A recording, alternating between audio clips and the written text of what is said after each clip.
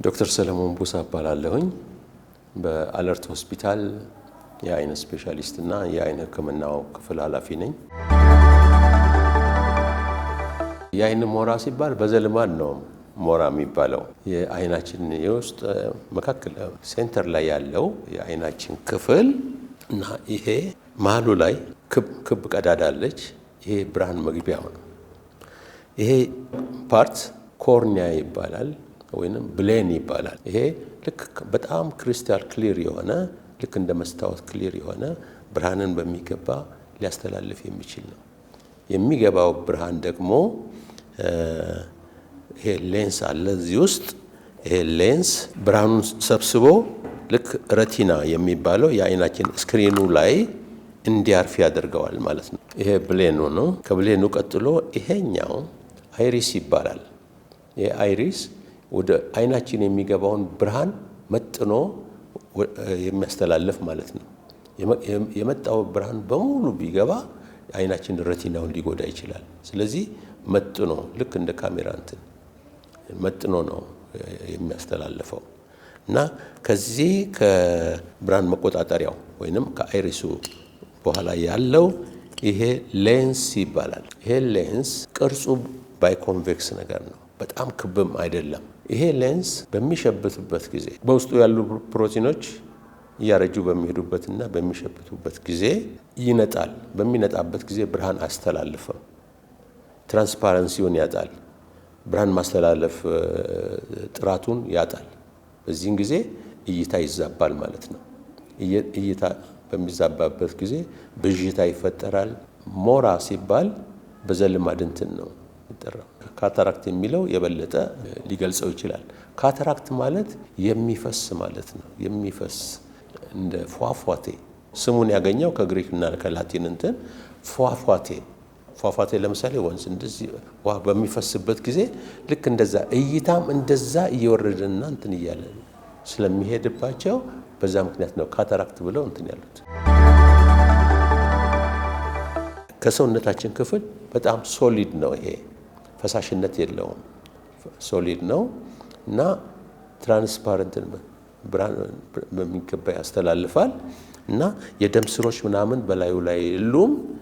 ምግቡን የሚያገኘው በአይናችን ውስጥ ካሉ ፈሳሽ አለ እና ይሄ ነው እንግዲህ ብርሃኑን ሰብስቦ ይሄ የሚታይ አለ ረቲና የሚባለው እዛ ረቲናው ላይ ያሳልፋል።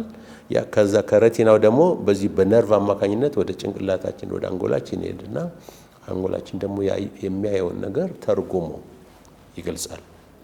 ስለዚህ ሞራ የሚባለው አይነ ስውርነትን ሊያስከትል የሚችል የአካል መዛባት ነው። ሞራ የሌንስ መሸበት ነው። ሌንሱ ሲሸበት ብርሃን በሚገባ አያስተላልፍም። እይታ ይዛባል፣ ብዥታ ይፈጠራል። በዛ ምክንያት እንደ ልብ የማየት ሁኔታዎች አይኖሩም። ይሄ ደግሞ ግራጁዋሊ እየጨመረ ብዥታን የሚፈጥርና መጨረሻ ላይ ኮምፕሊትሊ አለማየትን የሚያስከትል ችግር ነው።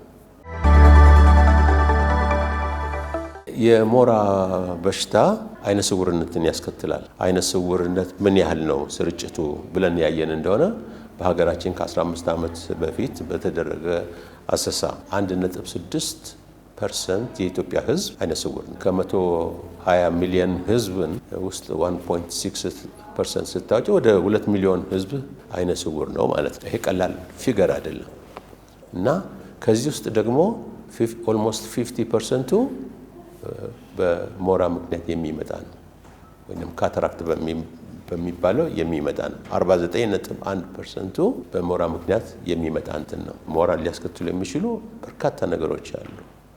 አንደኛ አብሮ ሊፈጠሩ ይችላሉ። ኮንጀኒታል የሚባለው አብሮ የሚወለዱ ህፃናት ሊኖሩ ይችላሉ። ምክንያቱም በእናት ማህፀን ውስጥ ሆነው እናትየው በሚገባ እርግዝና ክትትልን የማታደርግ ከሆነ በተለያዩ በሽታዎች ተይዛ እነዛን በሽታዎች ደግሞ ለማጥፋት ለማስቀረት የሚደረጉ የሕክምና ሂደቶች በሌሉበት ለምሳሌ እንደ ውርዴ የሚባለው የቂጥኝ በሽታ፣ ሌሎች ቶክሶፕላስሞሲስ የሚባሉ አሉ እና የተለያዩ በሽታዎች፣ የስኳር በሽታም ቢሆን የጀርመን ኩፍኝ የሚባል አለ። ብዙ ጊዜ ትኩሳት የሚያመጡ በሽታዎች በዛ በእርግዝና ወቅት ተይዛ በምትቆይበት ወቅት የሚወለደው ልጅ ይሄ ሌንሱ በሚገባ አፈጣጠሩ ሳይሟላ ሊሆን ይችላል። ወይንም ደግሞ ክላሪቲው በሚገባ ጥራቱ ሌንሱ ጥርት የማለት ሁኔታዎች ላይኖሩ ይችላሉ እና በእንደዚህ አይነት ሁኔታ አንድ ሊፈጠሩ ይችላል። ሌላው ትሮማ ምት ነው።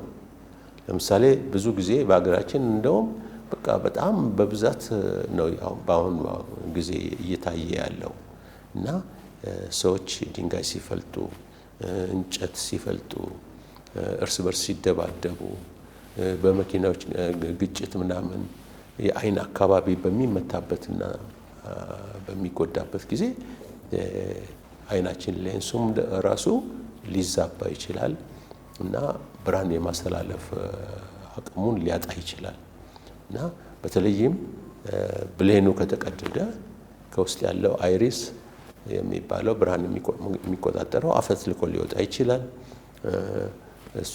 ከዚያው እሱን መልሶ በሚገባ ለማስተካከል እንትን ቢልም ያ ይቆጣል፣ ያ አይሪስ ይቆጣል፣ በሽታን ያመጣል እና እንደዛ በሚሆንበት ጊዜ የሌንሱን አመጋገብ ሜታቦሊዝሙን ያዛባዋል። በዚህም ጊዜ ያ ሌንስ ወደ ሞራነት ይቀየራል።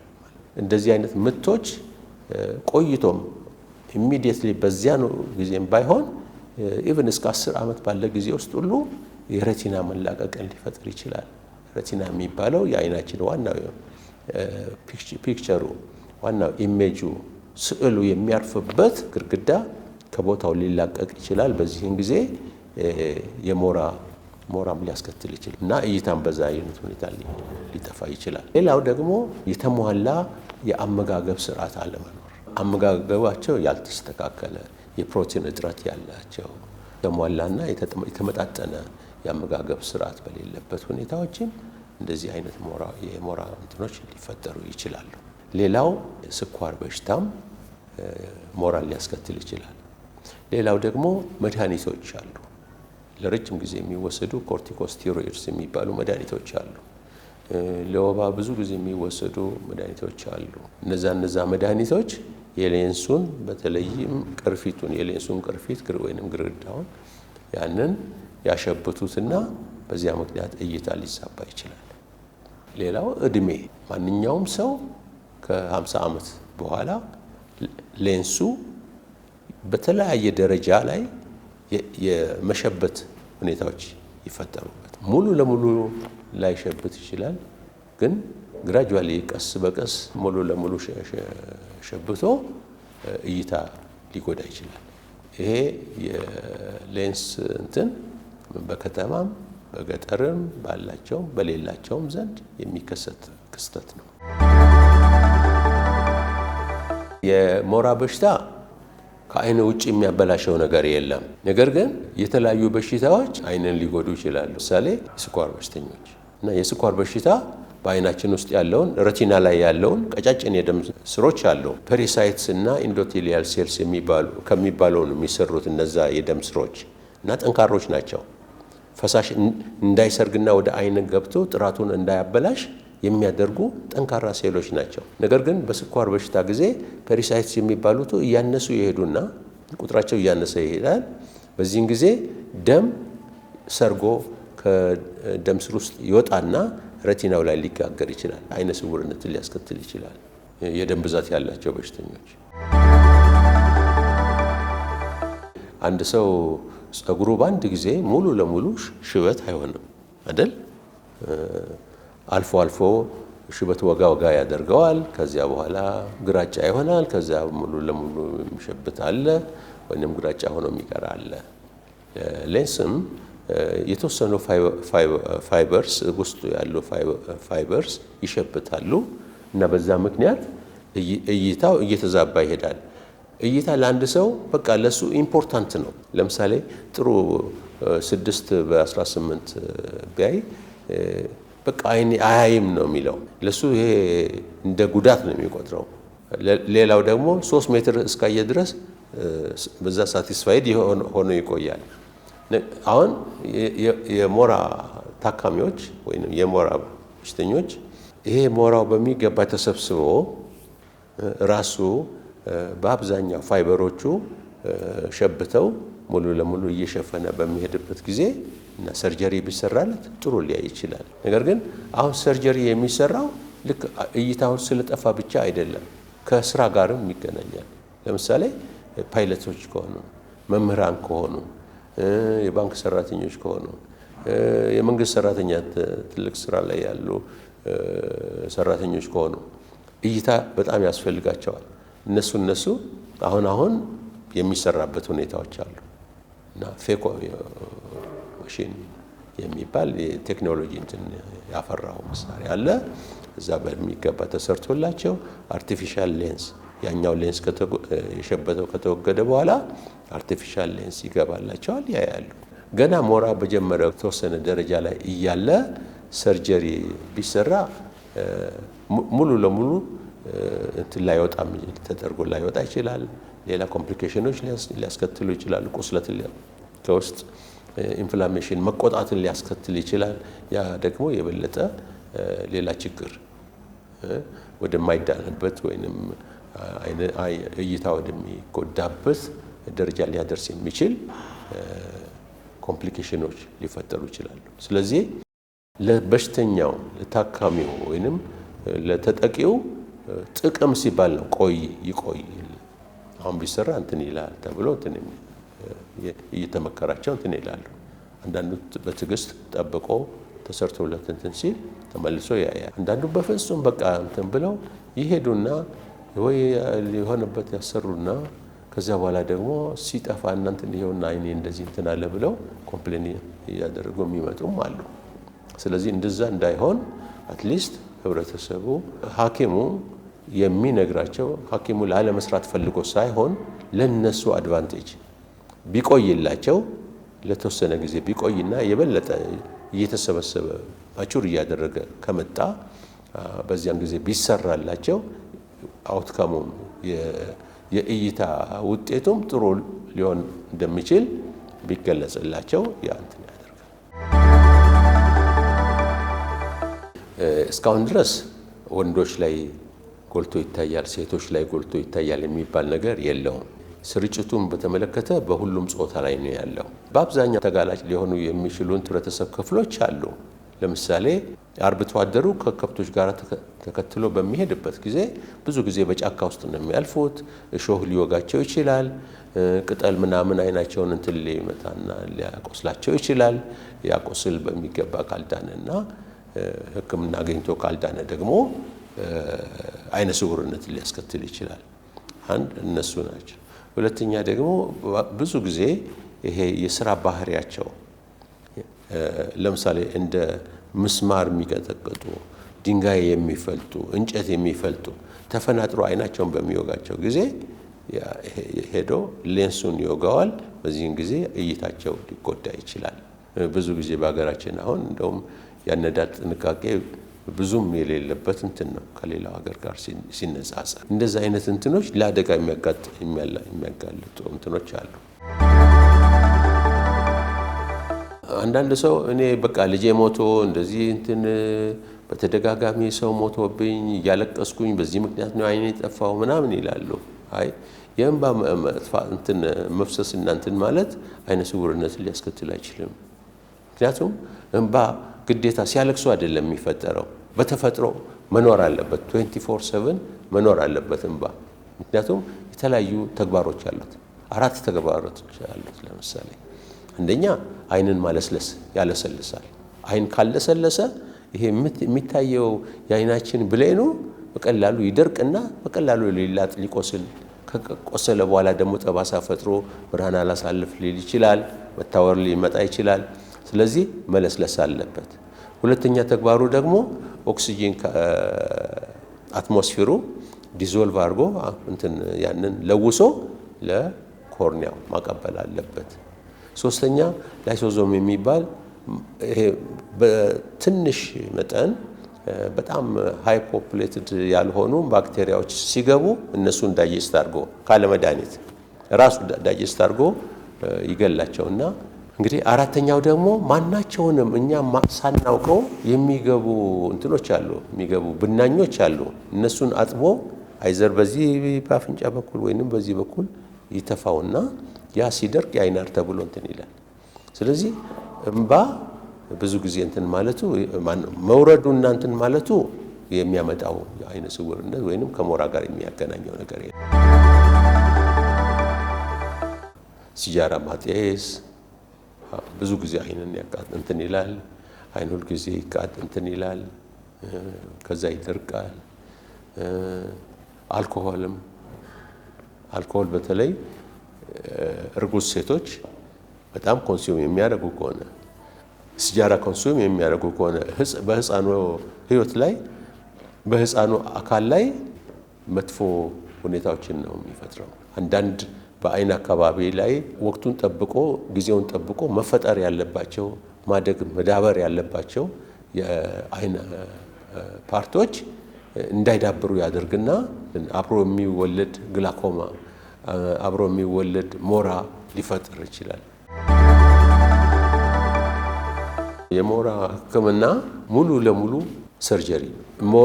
በሞራ ምክንያት የጠፋን አይን ካለ ሰርጀሪ ቪዥናቸውን ሪስቶር ማድረግ አይቻልም፣ እይታቸውን መመለስ አይቻልም። እና ዝም ብሎ በማየት የሚፈጠር ወይንም በሆነ በጨረር ምናምን ነገር ብቻ እንትን የሚደረግ ነገር አይኖረው። ምክንያቱም ያ ጨረር የሚባለው ዝም ብሎ በማየት አይደለም። ሰርጀሪ ተሰርቶ መሳሪያ ውስጥ ገብቶ ሌንሱን ሰባብሮት ያንን ይመጣው ያወጣና ከዛ አርቲፊሻል ሌንስ እንዲገባ ተደርጎ ነው እንትን የሚለው። ፌኮ በሚባለውም ዘመናዊ መሳሪያም ሆነ ወይንም ክላሲካል በሆነው የሰርጀሪ እንትን ዋና እንትኑ ምንድነው? ሞራውን ማውጣት፣ አርቲፊሻል ሌንስ መክተትና ተመልሶ እንዲያይ ማድረግ ነው። ስለዚህ ይሄ ፌኮ የሚባለውን እንትኑን እየሰባበረ ያወጣዋል እንጂ ዝም ብሎ በጨረር ብቻ እንደዚሁ። ሞራ ሁልጊዜ ሕክምናው ሰርጀሪ ነው። እንግዲህ ጥንቃቄ ማድረግ አስፈላጊ የሚሆነው አንደኛ እናቶች ሁልጊዜ በእርግዝና ወቅት በሚገባ የእርግዝና ክትትል ማድረግ አለባቸው። ከአንዳንድ ባህሪያት ራሳቸውን ማጽዳት ይኖርባቸዋል። ማጤስ የለባቸውም፣ መጠጣት የለባቸው። አመጋገብ ወሳኝ ነው። እንግዲህ ሌላው የስኳር ታካሚዎች ሁልጊዜ የደም ስኳር መጠናቸውን በሚገባ ኮንትሮልድ መሆን አለበት። በየጊዜው መከታተል አለባቸው። መድኃኒት የሚወስዱ ሰዎች ለምሳሌ ረጅም ጊዜ የሚወስዱ ሰዎች አሉ። እንደ ኮርቲኮስቴሮይድ የተባሉ መድኃኒቶችን የሚወስዱ ሰዎች እነሱ እንደ ፕሬድኒሶሎን፣ ዴክሳሜታዞን የመሳሰሉትን የሚወስዱ ሰዎች በየጊዜው አይናቸውን መመርመር ይኖርባቸዋል።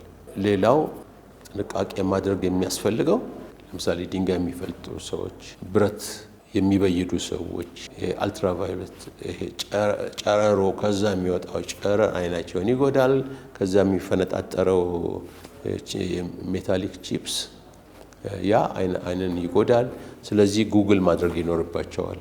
ሌሎችም ኢቭን እንጨት የሚፈልጡት ራሳቸው ጉግል ማድረግ ይኖርባቸዋል። አትሊስት አይናቸውን ፕሮቴክት የሚያደርግ ነገር መጠቀም ይኖርባቸዋል።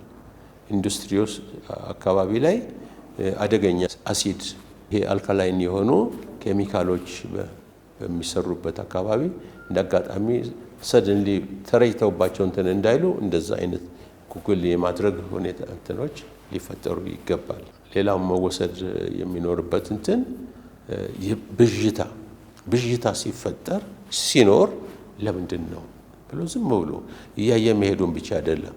ለምንድን ነው የተፈጠረው? ሞራን ከሆነ አትሊስት ሰው የተሻለ እይታ እያለው ስራው ላይም አክቲቭሊ ሊሰራ ይችላል። ስለዚህ ወደ ሆስፒታል ሄዶ መጀመሪያ ላይ በመነጽርም ሊስተካከልለት ይችላል፣ እይታውን ሊያስተካክል ይችላል። ሌላው ይሄ ሞራው በሚኖርበት ጊዜ ማታ ድራይቭ ሲያደርጉ ከፊት ለፊት የሚመጣ ብርሃን በጣም ይረብሽና ኢቭን መንዳት እስከማይችሉበት እስከ መቆም ድረስ ሁሉ አንዳንዱ ቆሞ የሚያሳልፉበት ሁኔታዎች ሁሉ አለ። እና አዘርዋይዝ ዝም ብለው እንትን ካሉ አደጋም ሊፈጥር ስለሚችል ስለዚህ እይታቸው መዛባት ሲጀምር ወደ ሕክምና መስጫ ሄደው በመነጽርም መስተካከል ያለበት እንዲስተካከል ማድረግ ተገቢ ነው የሚሆነው። እይታ ይሄ ቪዥዋል ሴንሴሽንስ አሉ። እይታችን እየዳበረ እንዲሄድ የሚያደርጉ የነርቭ ሴሎች አሉ። እነሱ በሚገባ ከጨቅላነታቸው ጀምሮ እየዳበረ እንዲሄድ ያ ሰርጀሪ በጀነራል አነስቴዚያ ይሰራላቸዋል። ዝም ብለው ከቆዩ እናንትን እያሉ ከሄዱ ይቆዩ ይደጉ እየተባለ እንትን በሚባልበት ጊዜ በተለይ ከ7 ከ8 ዓመት በኋላ ቢሰራላቸው አይናቸው ሰነፍ ነው የሚሆነው። እይታን ስላለመደ ኤክሰርሳይዝ ስላላደረገ ሰነፍ አይን ሆኖ ነው የሚቀረው። የሞራ በሽታ በሰፊው ያለ ችግር ነው እና ይሄ በተለይም እድሜያቸው ከ50 ዓመት በላይ የሆኑ ሰዎች በእድሜ ምክንያት የሚመጣ የሞራ ችግር አለ። ስለዚህ እይታቸው በጣም እስካልተጎዳ ድረስ በመነጽርም ሊስተካከልላቸው ይችላል። የስራ ባህሪያቸው ደግሞ እጅግ በጣም እይታ የሚያስፈልገው ምሳሌ እንደ መምህራን፣ እንደ ፓይለቶች፣ ድራይቨርስ፣ ባንከርስ የተለያየ ስራ ላይ የሚሰሩ እንትኖች በመነጽርም የማይስተካከልላቸው እናንትን የማይል ከሆነ ደግሞ የሞራው ሰርጀሪ ፌኮ በሚባለው ማሽን ሊሰራላቸው እና የተሻለ እንትን ሊያገኙ ይችላሉ። ስለዚህ ሞራ በሚኖርበት ጊዜ እይታ እየደከመ በሚሄድበት ጊዜ ዝም ብለው ቤት ውስጥ መቅረት የለባቸው። ምናልባት ሞራ ብቻ ላይሆን ይችላል እና ግላኮማም ሊሆን ይችላል። የአይን ፕሬዠር ከፍ በሚልበት ጊዜ ያም ራሱ እይታን ይሰርቃል። ስለዚህ እይታቸው እየወረደ በሚሄድበት ጊዜ ወደ አይን ሕክምናም ግዴታ መሄድ አለባቸው። በአዲስ አበባ ውስጥም ባሉ ሆስፒታሎች፣ በክፍለ ሀገር ባሉ ሆስፒታሎች ውስጥ የአይን ሕክምና ባለበት ሁሉ ሄደው መታከም ይችላሉ። የእይታ ችግር በሚኖርበት ጊዜ፣ ብዥታ በሚኖርበት ጊዜ ህብረተሰብ ወደ አይን ሕክምና ተቋማት ሄዶ ግልጋሎቱን ማግኘት ይኖርበታል። የራሱን ስታተስ ማወቅ ይኖርበታል።